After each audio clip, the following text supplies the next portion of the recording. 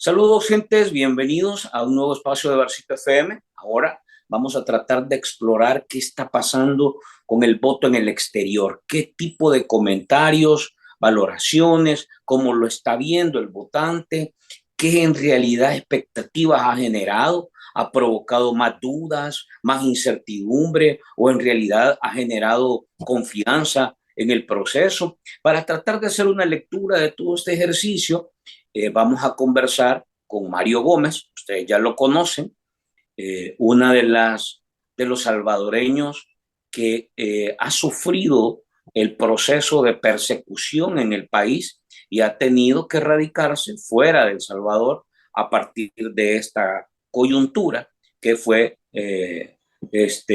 muy pública y que de alguna manera marcó de alguna manera esta condición en la que Mario se encuentra actualmente. Mario, bienvenido. Gracias por hacer espacio y por compartir estos temas que la verdad es que están generando una serie de rumores, de comentarios aquí en el país, de cómo se está moviendo todo este tema del voto en el exterior. Gracias por estar con nosotros en Barcito FM. Gracias por la invitación y por estar de nuevo aquí comentando un poquito de qué es lo que pasa. Ahora, no de lo que pasa allá, sino de lo que está pasando afuera con el tema del voto en el exterior, ¿verdad? Y sobre todo con la modalidad electrónica que ha sido tan confusa. Yo creo que... Todos sabemos, Mario, si A quieres ver, empecemos por aquí, mira, ok. todos sabemos, digamos, de la habilidad y el conocimiento que tú tienes en materia tecnológica. Y ahora el voto en el exterior ha entrado en el campo digital, en el campo del uso del Internet y del uso del sistema electrónico. Primero, en general, no hablemos del voto, sino de esto. Eh, ¿Cómo tecnológicamente calificas este paso que se ha dado?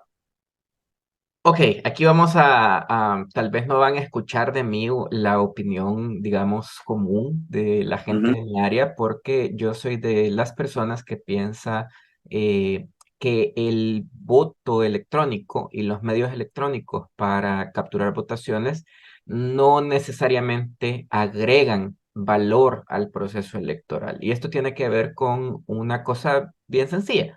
El proceso electoral tradicional en papel es simple, es auditable por cualquier ciudadano que sepa al menos contar, ¿verdad? Que pueda, digamos, contabilizar manualmente cada voto.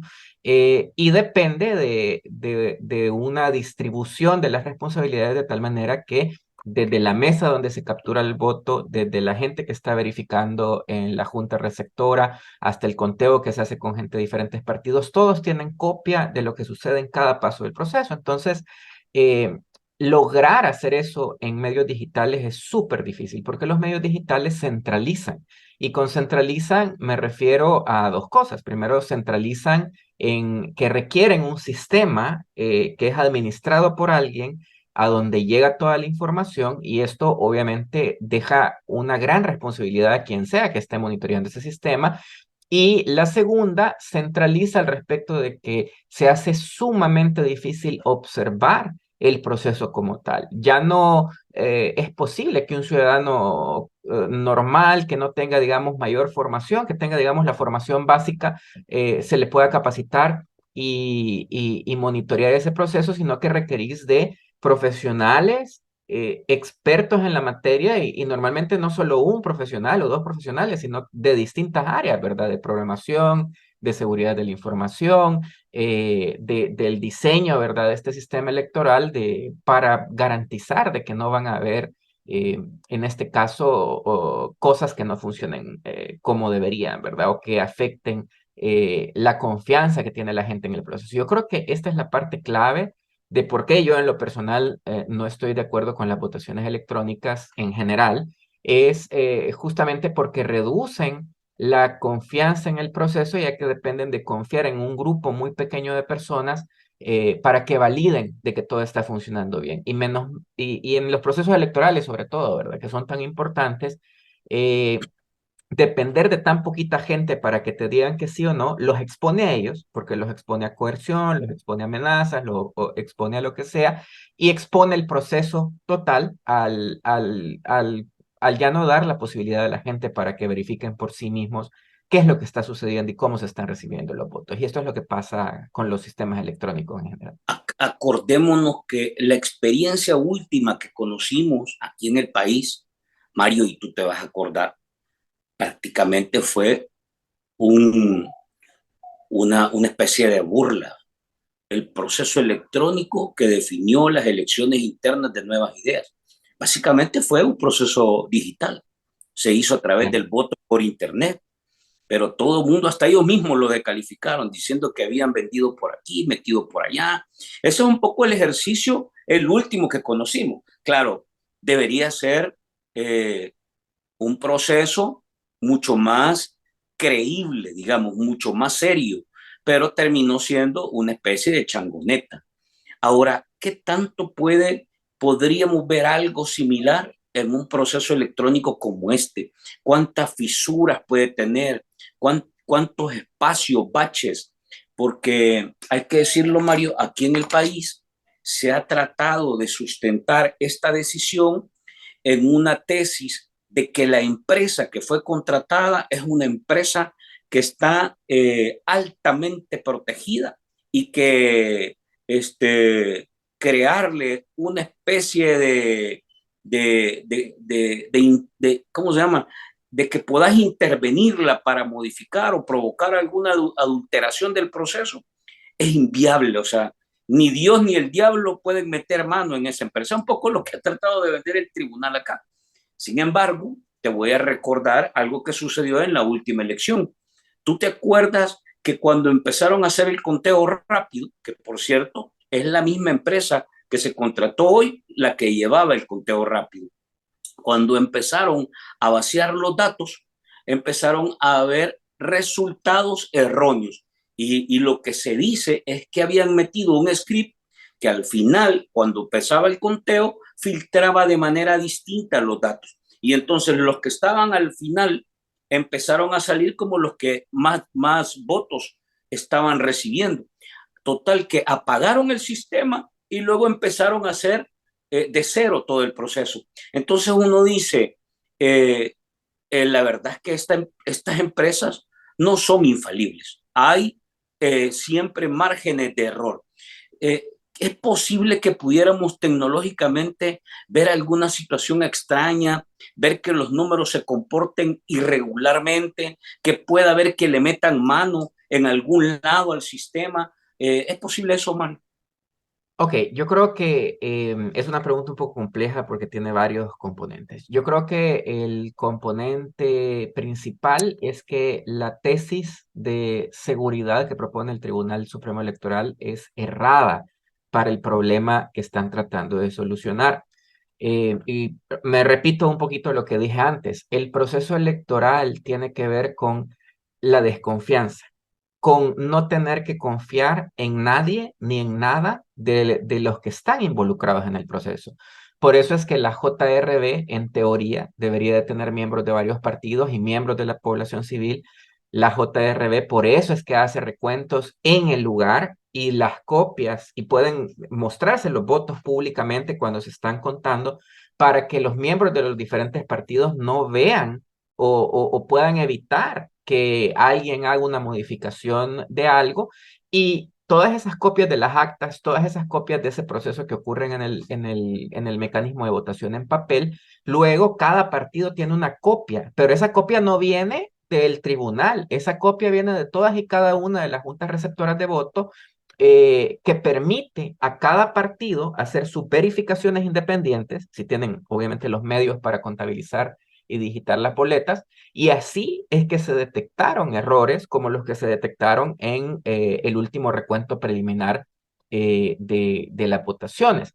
Eh, ¿Qué es lo que está diciendo el Tribunal Supremo Electoral cuando dice, no, esta empresa tiene mucho prestigio, mucho historia, han trabajado en muchas elecciones alrededor del mundo, nos están diciendo, ¿saben qué? Ya, ustedes tienen que confiar en nosotros, en lo que nosotros digamos y en lo que la empresa diga. Y eso es completamente contrario al principio del que se basan las votaciones en papel tradicionales, que se basan en la completa desconfianza. La segunda afirmación que hace el Tribunal Supremo Electoral, que de nuevo, es una tesis equivocada sobre lo que busca el proceso electoral, y es que el fraude en papel, o bueno, el mecanismo de voto por papel, no hace el fraude imposible. O sea, siempre hay posibilidades de que alguien marque un voto, mete una papeleta o algo, pero lo hace bien difícil, lo hace sumamente difícil, lo hace evidente. ¿Y con qué me refiero a evidente? Si alguien agarra una caja de papeletas y la mete a un pickup y ve que no tiene que estar metiendo una caja de papeletas, un pickup, por ejemplo, es evidente y la gente lo puede ver. Y si no recordemos las múltiples ocasiones en que hemos encontrado cajas de papeletas tiradas, que hemos encontrado actas duplicadas que de pronto las encuentran en el lugar donde estaban, porque hacen el proceso evidente. Cualquier persona que ve una normalidad lo puede identificar y lo puede reportar. El gran problema de las elecciones electrónicas es que hacen el proceso opaco. No hay forma confiable en que un ciudadano que no tenga formación en el área de tecnologías de información, que no sepa nada de programación, puede decir, hey, miren, aquí está pasando algo raro con el sistema, porque todo pasa dentro de una computadora, adentro de un dispositivo móvil, los datos van cifrados, ocultos a través de Internet y nadie puede ver. Y esto es tal vez el riesgo más grande, que al haber tan poquitos ojos verificando el proceso, abre la puerta para la desconfianza, para que no podamos confiar en un conteo que están realizando, porque a diferencia de las JRBs, no hay miembros de los partidos contabilizando los votos que entran y verificando que esos votos realmente corresponden a lo que la gente ha marcado. No tenemos un mecanismo de monitoreo, por ejemplo, para asegurarnos que nadie esté influenciando el voto o que alguien esté coaccionando a alguien más para que le active la aplicación y vote por otro partido. Hay un montón de garantías que tiene el proceso en papel que son sumamente difíciles de replicar en el modelo electrónico porque el modelo electrónico es sumamente distribuido, requiere una cantidad enorme, enorme, enorme de gente para hacer un fraude masivo, lo hace evidente y en cambio el modelo electrónico solo requiere de un poquito de un conjunto muy pequeño de gente en la que tenemos que confiar que nos digan que el sistema está funcionando. Hay que recordarle a nuestra audiencia, que la empresa que fue seleccionada se llama Indra, es una empresa que ha participado en otros procesos electorales. El costo o el pago que se le dará a Indra, según las publicaciones que hicieron los distintos medios, es de 41 millones de dólares. Esto incluye la segunda vuelta, si es que se da. Al no haber segunda vuelta, se restarían 11 millones de ese contrato. La aprobación de esta empresa solo fue aprobada por 4 de los magistrados. El magistrado Julio Olivo votó se abstuvo a votar eh, a partir de que él argumentó que se habían retirado algunas empresas del proceso de manera sospechosa y que al final básicamente Indra era de las pocas empresas que se quedaron para ser seleccionadas. Eh, Indra, como dijimos, Mario, participó en el último proceso mostrando una situación de debilidad de seguridad tecnológica, porque no es posible que a la hora del conteo rápido te suceda eso, bajo un contrato público como el que estamos hablando. Y ahora, en realidad, lo que tú has puesto en la mesa para esta discusión, la verdad es que no hay mayores elementos para que se pueda validar o vigilar el sistema o el proceso, sobre todo tomando en cuenta que tenemos unos magistrados que francamente, en lugar de darle mayor nivel de credibilidad al proceso, incrementan el nivel de incertidumbre y desconfianza. Ahora, pasemos a la práctica. ¿Qué es lo que hemos visto? Porque el proceso de votación en el exterior se activó ya hace aproximadamente 20 días, 22 días, 23 días. ¿Qué es lo que ha visto? ¿Qué es lo que ha sucedido? ¿Qué situaciones se han presentado? Y, por ejemplo, hasta hemos visto a, al, yo no sé cómo llamarle, al vicepresidente Ulloa haciendo gestión del voto, inducción del voto y hasta votando, ¿cómo se llama?, en representación de otra gente allá en Estados Unidos. ¿Cómo lo ha visto esto? ¿Qué tipo de situaciones has encontrado? Ok, yo creo que es importante apuntar que al menos aquí en el exterior ha habido toda una serie de anomalías respecto a la implementación del voto por Internet, del voto remoto por Internet, que comienzan desde antes del inicio del proceso de votación. Tuvimos la oportunidad de ir a hacer una pequeña protesta el último día de la emisión de los DUIs en el consulado de Silver Spring, que está al norte de Washington, D.C., es una ciudad vecina a Washington, D.C., y se observaban cosas de cosas, o sea, gente, funcionarios autorizando la emisión de DUI sin mayor, digamos, verificación de los documentos de la gente que llevaba de pruebas, pidiendo testigos dentro de la gente que estaba ahí para identificar, ¿verdad?, a personas que querían emitir el DUI, funcionarios de El Salvador trabajando en esas oficinas, tomando decisiones por sobre los funcionarios delegados al consulado y en general una serie de anomalías al proceso que logramos documentar unas cuantas por ahí que esencialmente ya ponen en duda incluso la emisión de los DUIs que están habilitados para votar en el extranjero para la elección electrónica.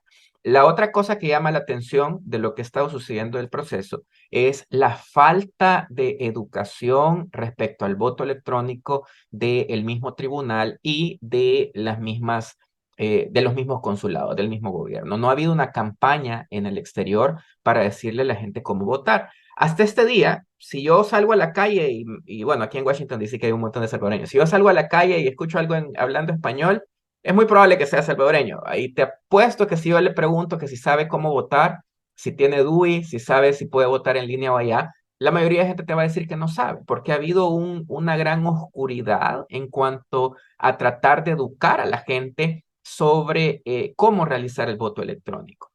Y esto lleva a la siguiente anomalía, que como no hay una campaña ni del consulado ni del TSE en educar a la gente, han venido los de Nuevas Ideas que están abriendo estos centros de votación que como ya reportaron algunos medios hace algunos días, son más bien centros de inducción al voto, donde no es que le están dando, qué bonito fuera, ¿verdad? Que ellos de buena voluntad abrieran estos espacios para educar a la gente sobre si puede o no votar y cómo realizar el voto electrónico, ¿no? Ahí casi que le agarran la mano a la gente para votar por el partido Nuevas Ideas, ¿verdad? Que es una aberración completa. Yo hace unos días ponía un tuit de cómo si en El Salvador alguien de un partido político llegara a ponerse a la par tuya y te diera el crayón y te diera la papeleta y te apuntara, mira, aquí está Nuevas Ideas, voto por ahí, te anularían el voto. O cuando menos la junta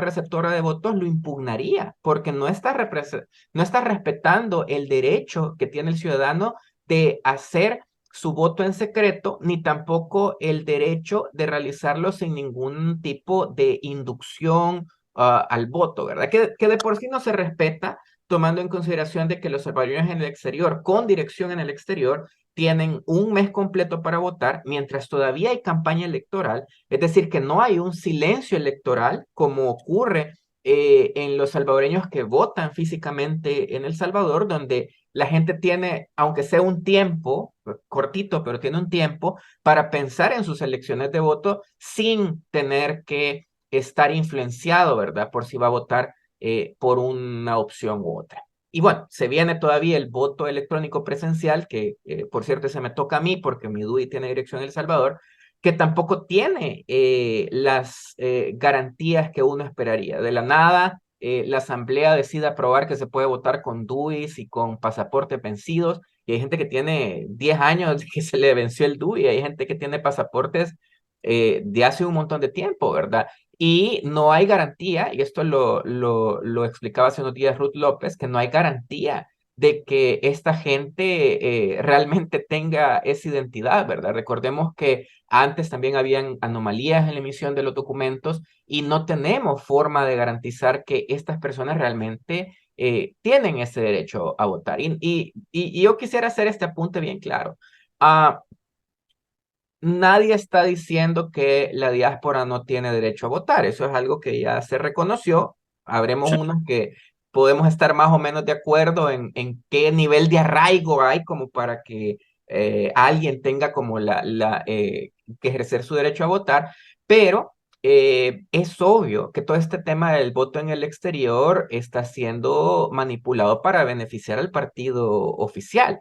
Si no, aquí en la costa este de Estados Unidos, que, bueno, en Washington, D.C., en Maryland y en Virginia, que hay mucha gente que viene del oriente del país, que tienen vínculos muy fuertes con sus comunidades, y lo vemos en las asociaciones que ellos mismos forman para pagar becas, para pagar infraestructura y lo demás, no tienen la posibilidad de inferir en la realidad local, porque todos sus votos para diputados van a ir a San Salvador.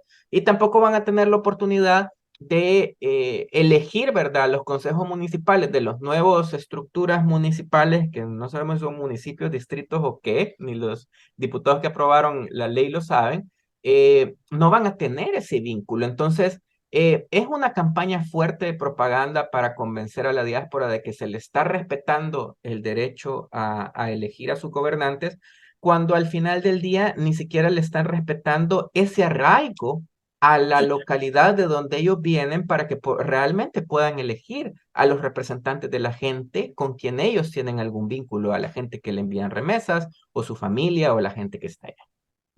Con todo esto que se ha generado, ¿cuáles han sido los momentos que más cuestionamiento o crítica han recibido? Porque hace poco vimos en redes sociales y en noticias, tanto de televisión como prensa escrita y digitales, al vicepresidente haciendo o teniendo en concreto mitines, gestionando el voto, orientando el voto y hasta votando en representación de la gente. ¿Qué tipo de cuestionamientos y de críticas se han escuchado respecto a este abordaje de la elección? Yo creo que la crítica principal, y de nuevo, vamos ahí a la completa ausencia de el Tribunal Supremo Electoral en su rol de árbitro respecto a las distintas acciones que realizan los partidos en el proceso electoral, porque lo que estamos viendo es que los funcionarios públicos aquí están organizando actividades partidarias en su función en su título, ¿verdad? Oficial. Y es lo preocupante, pues, porque aquí nadie va a decir, no, viene Félix Ulloa, viene el vicepresidente, viene la embajadora, viene el cónsul. O sea, y cuando el mismo código electoral prohíbe hacer uso de los cargos públicos para hacer proselitismo político. Y esto es una realidad que la gente enfrenta, ¿verdad? Pero también hay que decir que mucho del apoyo que supuestamente se jacta, ¿verdad? El oficialismo en el extranjero, si bien podría, digamos, ser facilitado a nivel de votos por el voto electrónico, porque permite a gente que es, digamos, fanática, ¿verdad?, meterse en línea y votar. Lo que estamos viendo en los eventos es que no son esas grandes convocatorias tampoco. O sea, vino Félix Ulloa hace unos días a un evento que iban a tener hasta música y todo, y llegaron apenas unas 30 personas. Y hace unos días también se hizo una convocatoria en apoyo al presidente, que la iban a hacer no recuerdo si era el 10 de noviembre o 10 de diciembre, en el Capitolio, y que también la cancelaron porque no llegó suficiente gente. Entonces, lo que estamos viendo es la instrumentalización del fanatismo de un sector de la diáspora, que lo que estamos viendo con el voto del exterior podría indicarnos que ni siquiera es la mayoría de la diáspora, porque solo el 10% del padrón ha votado, que no es una cantidad pequeña, pero tampoco confirma, ¿verdad?, esa narrativa de que, que todo mundo en la diáspora está completamente de acuerdo con la gestión. Obviamente lo que es como preocupante, ¿verdad?, es que se estén usando estos espacios para que estos funcionarios se valgan de su rol como, bueno, como vos decís, no sabemos este personaje que es ahorita, ¿es o no funcionario público? Porque si no es funcionario público, entonces ¿por qué siguen recibiendo protección oficial, por ejemplo? ¿Por qué siguen exigiendo protección de oficial de los países con quienes tenemos relaciones diplomáticas, que en el caso de Estados Unidos, ¿verdad? Que es una contradicción. Entonces, yo creo que hay un montón de irregularidades en el voto en el exterior que las podemos resumir como en un par de cositas puntuales, ¿verdad? El tema del proceso como tal, que no se ha garantizado una confianza en la emisión de los documentos, todo lo que está pasando alrededor de la inducción del voto y estos centros de inducción del voto, hay que decirles que ha montado el partido oficial.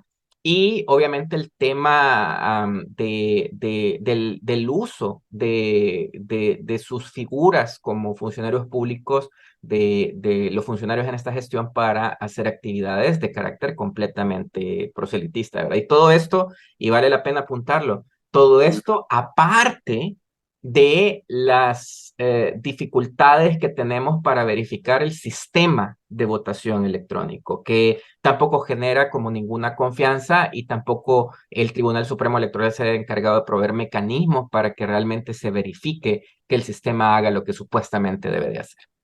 Mario, y digamos, en este ejercicio, aquí hay un alto cuestionamiento, porque hay que decir lo que es visible. El uso de los recursos públicos y del aparato estatal para contribuir a una campaña partidaria de nuevas ideas. ¿Es posible identificar eso allá o es muy difícil? Digamos, las embajadas han estado en función de promover el voto de nuevas ideas o de verdad estimular, digamos, una cultura electoral, digamos, proactiva y sana. O hemos visto a embajadores usando recursos públicos, vehículos. ¿Esto es posible identificarlo o es muy difícil identificarlo ahí? Yo creo que es obvio ver cómo ellos se aprovechan de su figura como funcionarios públicos para hacer proselitismo político. Yo no he visto un evento donde la embajadora, por ejemplo, no deje de mencionar al presidente, no deje de mencionar lo que están haciendo. Am, pero lo que ellos están haciendo para lavarse las manos y decir que no están haciendo proselitismo político es jugar un poquito con las palabras. Y te doy un ejemplo bien claro que hasta ellos lo compartieron en Internet. El último día del cierre de la emisión de los DUIs, vos llegas al consulado y te dicen, todo esto lo estamos haciendo gracias al presidente Bukele, esto lo estamos haciendo porque él está preocupado por esto y por esto. Obviamente no mencionan ningún partido, pero ese día que fueron a cerrar el tema de la emisión de los DUIs para el registro en el padrón en el exterior, se pusieron a grabar un video y la persona, o sea, después de que les dicen esto y que les han estado metiendo en la cabeza, ay, que esto es gracias al presidente, que no sé qué, que no sé cuánto y no sé qué, graban un video y dicen, y van a ir a votar, y toda la gente dice, sí, vamos a ir a votar, los que estaban ahí sentados. ¿Y por quién van a votar? Y la gente dice, ah, por Nayib Bukele.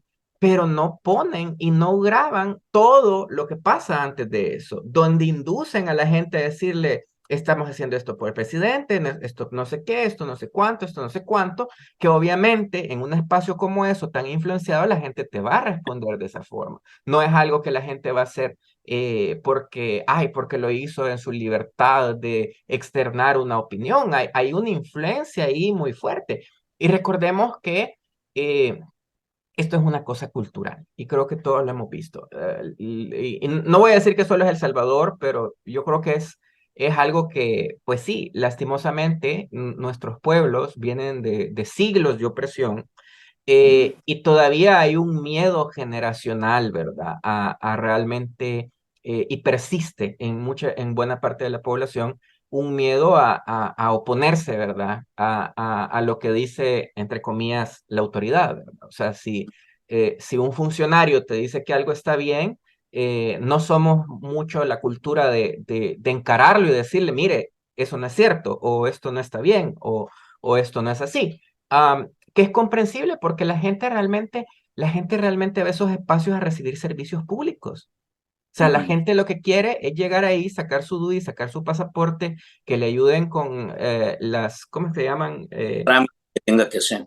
Con cualquier trámite que tenga que hacer. Ellos no llegan a que les vayan a sermonear sobre un político u otro, no llegan a que les sermoneen sobre, ay, necesitamos continuar con esto, necesitamos seguir con esto, que es un tipo de campaña electoral muy descarada, Sí. muy cuidadosa, eso sí, para mantenerle en un área gris, pero al final del día es una campaña electoral por el presidente que al final termina él mismo llamando al votar por un partido, que su postulación es inconstitucional, es ilegal, se está saltando, se está pasando por el arco del triunfo por hablar bien, ¿va? En video. Varios artículos de la Constitución, tiene secuestrado el Tribunal Supremo Electoral, le han dado un permiso sin ninguna justificación legal que le permita, digamos, abandonar su cargo, y ahí está, todavía cuando le conviene es presidente, cuando le conviene es solo candidato a la presidencia, candidato inconstitucional a la presidencia, y bueno, lo vimos hace unos días, sale ahí en un videíto pidiendo el voto, mostrándose, ¿verdad? Desde la figura de presidente, que es una aberración total al proceso electoral y que hace, hace cuestionar la legitimidad, no solo de su postulación, sino del proceso electoral completo. Pasemos a la parte de métricas, y yo sé que también tú en esto has estado, estamos dándole seguimiento desde que inició. Eh, Quizás para dejar abierta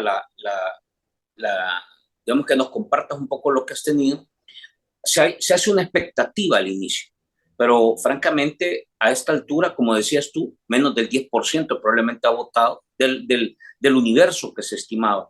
Pero aún más a eso, se ha conocido que un porcentaje mayor ha votado de cara a la presidencia, pero un porcentaje mucho menor se ha movido de cara al tema legislativo. Bueno, tanto así que hemos visto a varios de los diputados del oficialismo utilizando sus redes sociales, rogando a la gente que no se les olvide votar por ellos. Este tipo de situaciones, ¿cómo se ha comportado la votación? Si hay una métrica, en realidad ha sido masiva o ha ido cayendo día a día. ¿Qué es lo que has visto? Ok, hay que primero entender que el tema de la votación, siempre los primeros días va como a llegar un montón de gente por la curiosidad, por la emoción, por ver qué está haciendo. Y luego, en cuanto va avanzando el proceso, también va bajando la cantidad de gente nueva que va votando, ¿verdad? Entonces, tenemos que en los primeros, que en la primera semana ya se habían llegado a 70,000, 80,000 votos, y ahorita ya casi a finalizar el proceso, literalmente a menos de una, bueno, poco más de una semana de que se finalice el proceso, ya está avanzando bien poquito arriba de los 100,000 votos totales, ¿no? Entonces, eh, yo creo que eso es normal en cuestión de adopción y del interés de la gente a acercarse a votar. La única diferencia es que hoy lo estamos viendo en electrónico, ¿verdad? Puede ser que la última semana veamos un empujoncito más de la gente que dice, uy, se me pasó el tiempo y ya es el último día, que veamos un incremento en el ingreso de votos, pero no creo que vaya a ser, al menos para la expectativa de que ellos hablaban, de que querían tener 500,000 votos. Bueno, primero dijeron que un millón, después cuando ya vieron que no iba a ser tan fácil la tarea, dijeron que 500,000, ¿verdad? Hoy van en la práctica un poquito arriba de los 100,000, que no es un número bajo, pero de nuevo no es el número que yo pienso que ellos estaban esperando. Respecto al fenómeno de que hay menos votos para para la asamblea que para el presidente, yo creo que eso fue más bien al inicio, y ahorita más o menos se mantiene. Hay una brecha como de 10,000 votos de diferencia, si no me equivoco, un poquito menos de 10,000 votos de diferencia entre la de presidente y de la asamblea, pero se ha mantenido constante. Eso te está diciendo que al inicio sí la gente no estaba votando por diputados, pero en algún momento comenzaron ya a votar por ambos. Por eso es que la brecha se mantiene más o menos constante. Si no, si se hubiera continuado, digamos, ese proceso, hubiéramos visto que esa brecha, ¿verdad? Se ensancha, ¿verdad? Y no es lo que hemos visto. Pero aún así no me extraña, y creo que por ahí va la aflicción, ¿verdad? Y creo que lo he mencionado en redes de los diputados. No me extraña que ocurra este fenómeno por lo que mencionaba al inicio. La forma en que han ejecutado las elecciones en el exterior desvinculan a la gente del arraigo que tienen con su territorio. O sea, alguien que tiene su familia en Oriente, tiene ese vínculo con su familia, que ha vivido toda su familia ahí, que ha mandado remesas, que ha ayudado para sus comunidades en El Salvador, ¿qué interés va a tener en votar por San Salvador, por ejemplo, cuando es una realidad completamente diferente. Y particularmente San Salvador, que todos sabemos que la dinámica de la ciudad, que concentra la mayoría bueno, del departamento, que concentra la mayoría de voto urbano, tiene una dinámica completamente diferente a veces del exterior, ¿verdad? Entonces, no hay una razón de peso que obligue al votante a generar algún tipo de interés en los diputados. Y esto podría ser riesgoso para el Partido de Nuevas Ideas porque mientras menos gente esté interesada en votar en diputados, pues más abren la ventanita para que se cuele por ahí algunos diputados de la oposición. Y creo que esa más bien es la preocupación del oficialismo, ¿verdad? Que su plan original era tener una cantidad de votos enorme que no iba a ser capaz de mover la balanza en contra de ellos, pero en el camino se han ido dando cuenta que habían sobreestimado, ¿verdad?, el nivel de apoyo que esperaban de la diáspora, bueno, menos del 10% si tomamos en cuenta los que están habilitados para votar con pasaporte. Menos del 10% de la diáspora está votando. Entonces, ¿qué significa esto? Que esa narrativa de que toda la diáspora es fiel a Nuevas Ideas y a Bukele y que va a ir a votar por ellos, no es cierta, ¿verdad? Y esto que no hemos visto, los resultados de la votación, que va a ser bien interesante ver cómo está repartida la votación. Aunque yo creo que ahí hay una trampa también Sí. y yo creo que no están separadas una cosa de la otra. El hecho de que el tribunal ni los consulados hayan dedicado esfuerzos, ni recursos, ni presupuesto a educar a la gente en el exterior para que vote, abre la posibilidad de que solo los fanáticos de gobierno que se informan a través de los canales de propaganda de gobierno, que están siempre pendientes de estos grupos de, de retroalimentación, ¿verdad? De que dicen solo lo que quieren escuchar del partido, abre la posibilidad de que solo esta gente que está siendo influenciada para dar su voto por Nuevas Ideas vaya y vote. Que obviamente no es una cantidad pequeña de gente, pero tampoco es el 100% de la diáspora, como se nos quiere vender allá. Y yo creo que este es el mensaje que me gustaría dejar aquí en este espacio, y es que se ha vendido que la diáspora entera está a favor de Bukele y Nuevas Ideas, pero la realidad es que no es tan cierto. Hay mucha gente que ni siquiera está como tan consciente de lo que pasa en el país, hay gente que no está de acuerdo en lo que pasa allá, y bueno, ahí lo estábamos hablando también.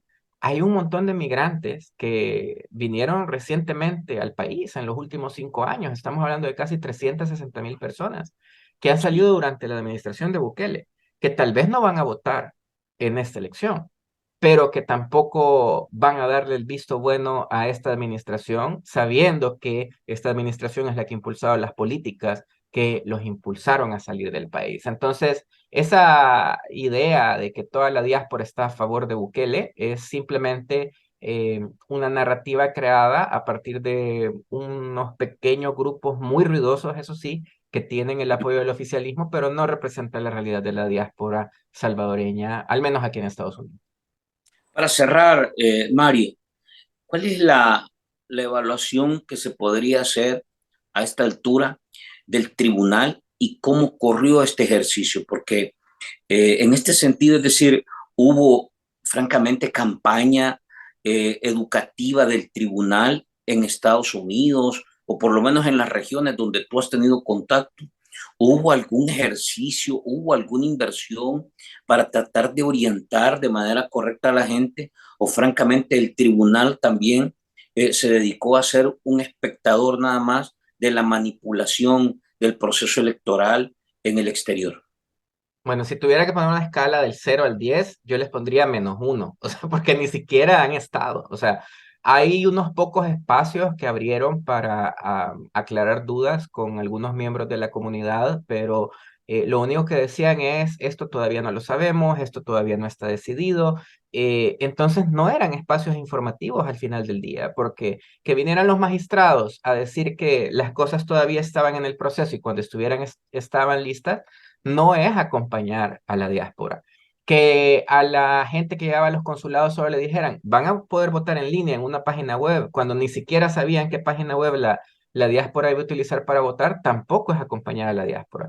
El ignorar las repetidas ocasiones en que los funcionarios públicos, cónsules, la embajadora, los mismos funcionarios que vienen aquí de visita, vienen a hacer propaganda electoral haciéndose uso de sus cargos públicos y presentándose con sus cargos públicos, pues, o sea, ni siquiera podríamos hablar del TSE como un ente observador, si no veamos las declaraciones de la magistrada que decía, no, no sé, no he visto. O sea, Ujú. literalmente están ignorando todos estos abusos, todas estas violaciones al código electoral, al proceso, para favorecer el partido oficialista. Y no podemos, de nuevo, decir que ha sido un proceso electoral libre, justo, donde cada quien tiene sus votos, cuando primero tenemos un jugador que no debería estar jugando y segundo tenemos un árbitro que no cuenta ninguna falta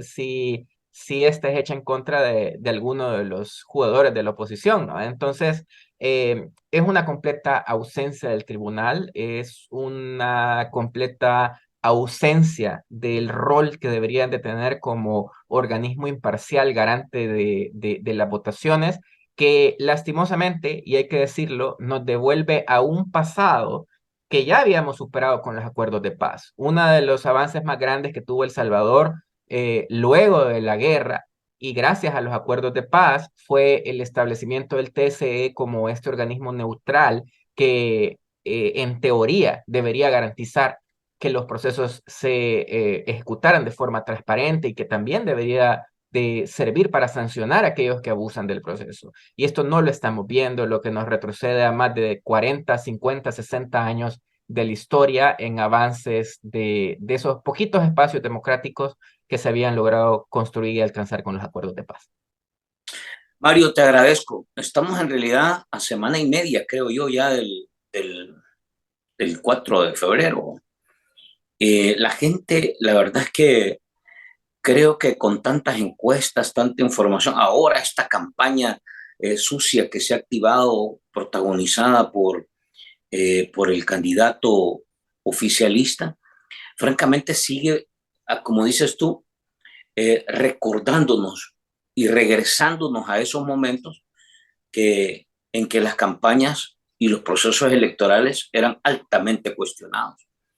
Yo francamente creo que El Salvador todavía tenemos que evaluar este proceso, pero francamente ha dejado un mal sabor, eh, una, un manoseo desde la Asamblea Legislativa, un cambio de reglas atropellada, un Tribunal Supremo adormecido y una Procuraduría que no existe, una Fiscalía que prácticamente es una oficina legal del oficialismo, eh, una intervención casi invasiva totalmente de los candidatos a diputados del oficialismo allá en Estados Unidos. Ya no se diga lo que andan haciendo acá, el uso irracional de los recursos.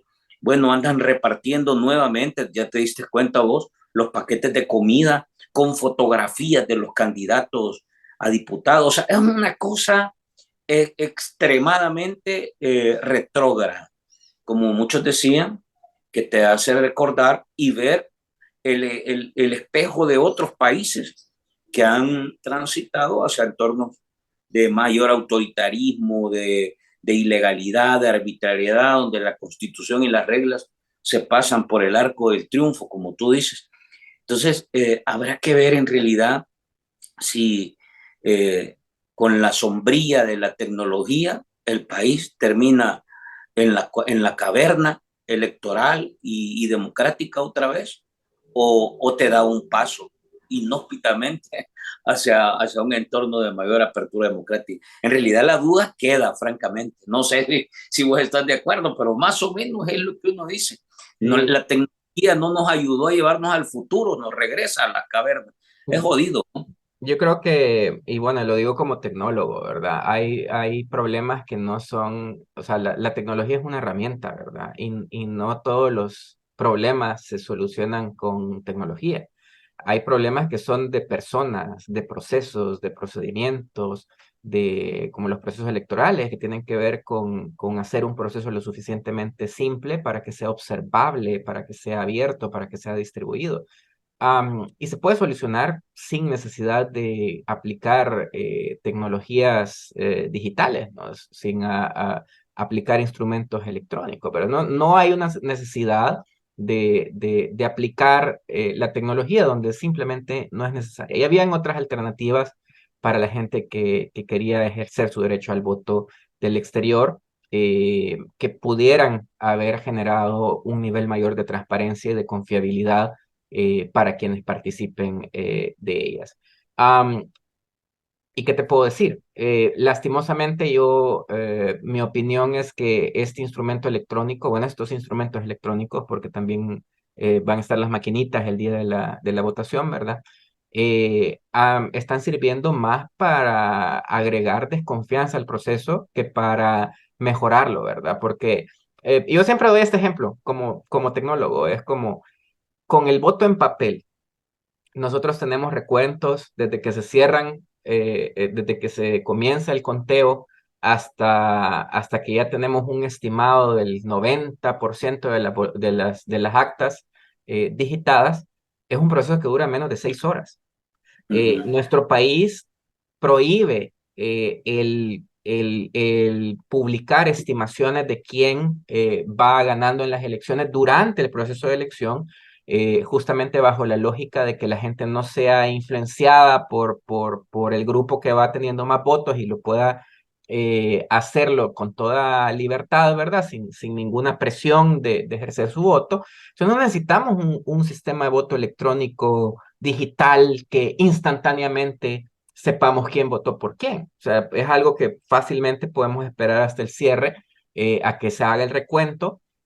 Para el voto en el exterior se debió de haber ampliado, por ejemplo, el voto por correo, que es un sistema súper seguro porque los sobres van sellados y cuando se abren los votos, si hay alguna indicación de que ha sido vulnerado o algo, pues se anula el voto, se impugna o se ve qué se hace con ello, ¿verdad? Entonces, no necesariamente la tecnología es la solución para todo y en este proceso particular, en lugar de hacer el proceso más confiable, le ha agregado un nivel más de opacidad y una situación inaceptable de tener que confiar en una sola empresa para saber qué es lo que está pasando en el proceso. Mario, te agradezco. Abrazos. Gracias, un gusto y hasta la próxima. A ustedes, gentes, nos quedamos hasta acá. En realidad hay que seguir explorando todos los ángulos de este proceso electoral y casi que las mismas características son las que encontramos cuando uno mira un departamento, cuando uno mira lo nacional, cuando mira las encuestas, la campaña sucia y ahora el voto en el exterior. Siempre hay una serie de dudas que siguen minando la confianza y la certidumbre. Vamos a quedarnos hasta acá. Les invito a que vean las cápsulas de esta conversación durante la semana para que puedan interactuar y compartir con nosotros. Abrazos y nos vemos a la próxima.